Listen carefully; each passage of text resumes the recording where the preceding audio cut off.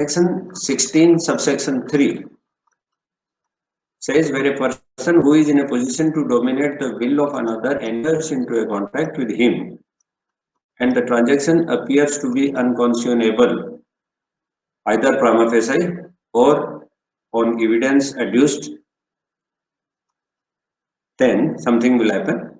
What will happen if these two conditions are satisfied? Then the burden of proof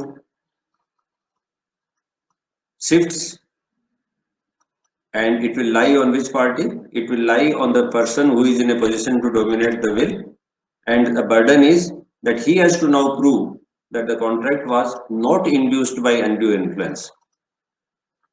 It should be very clearly understood that the initial burden of showing that the contract is vitiated because of undue influence lies upon that party which asserts that there was undue influence, and that party has to establish three components as required under section 16(1). That party has to show that the other party was in a position to dominate his will. That party has also to show that that other party used that position and that position was used to obtain unfair advantage against the first party which is so claiming. This is the normal scheme of things. However, this scheme of things gets inverted if two things are proved.